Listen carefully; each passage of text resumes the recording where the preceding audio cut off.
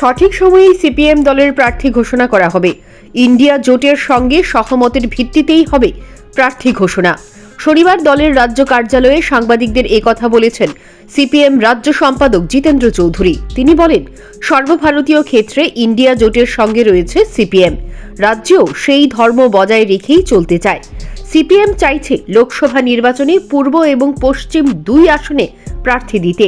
কংগ্রেস দল চাইছে একটি আসনে তারা প্রার্থী দিতে। এই বিষয়ে দিল্লিতে হবে সিদ্ধান্ত। দু দলের নেতৃত্বের সিদ্ধান্ত মতোই প্রার্থীদের নাম ঘোষণা হবে। তাদের প্রার্থী নাম ঘোষণা করেছে একটি কেন্দ্রের জন্য, পশ্চিম ত্রিপুরার। এটা তাদের ব্যাপার, তারা করতেই পারে না।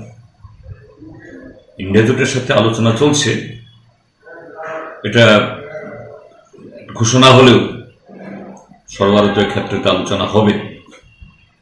তো সেখানে যে দলের প্রার্থী হবে দুটোই আমরা দেব কিনা, আমরা কংগ্রেসকে বলেছি যে আমাদের যে ত্রিপুরার যে সংগঠন, এই ক্ষেত্রেতে দুটো আসনই আমাদের প্রার্থী থাকলে ভালো, তোমরা সমর্থন করো।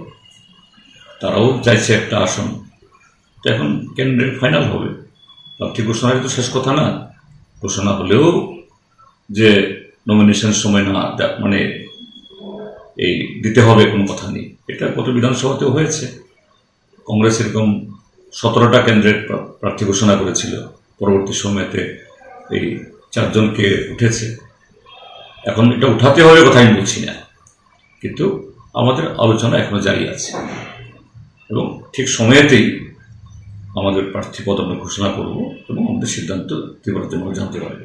এবং আমরা চাই কংগ্রেস এবং ল্যাব একসাথেই যাতে বিজেপির বিরুদ্ধে এই নির্বাচন লড়াই করতে পারে। তিপ্রামথা দলের উপর একরাশ ক্ষোভ উগরে দিয়ে সিপিএম দলের রাজ্য সম্পাদক তথা বিধায়ক জিতেন চৌধুরী বলেন, এই চুক্তির মধ্যে ঐতিহাসিক কি রয়েছে তা রাজ্যের মানুষ এখন ভালোভাবেই দেখছেন। এই চুক্তির মধ্যে উপজাতিদের স্বার্থের জন্য তারা যে লড়াই করছে, গ্রেটার ত্রিপুরাল্যান্ডের দাবি উপেক্ষা করেই সেই চুক্তি হয়েছে। মন্ত্রিসভায় দলের 2 বিধায়ক স্থান পেতেই খুশি দলের নেতাকর্মীরা। তাতে করে উপজাতিদের স্বার্থ কতটা সুরক্ষিত হবে এই নিয়ে প্রশ্ন উঠেছে।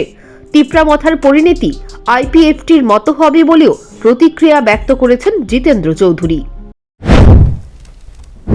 এটা তাদের বক্তব্য, তারা বলতেই পারেন তাদের সমর্থকদেরকে ধরে রাখার জন্য, কিন্তু মোক্ষম প্রশ্নটা উঠে আসছে যেখানে বারবার তারা বলছেন যে নো কম্প্রোমাইজ, অর্থাৎ গ্রেটার ত্রিপুরাল্যান্ডই 1 নম্বরে থাকবে, তারপরে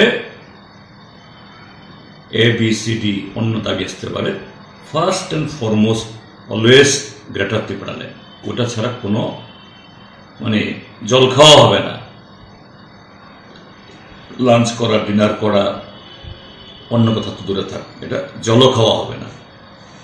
এবং এই যে চুক্তি করে আসলেন, তারা বলছেন এখানে এসে দিস ইজ হিস্টোরিক্যাল এগ্রিমেন্ট, অর্থাৎ তাদের সব পাওনা হয়ে গেছে।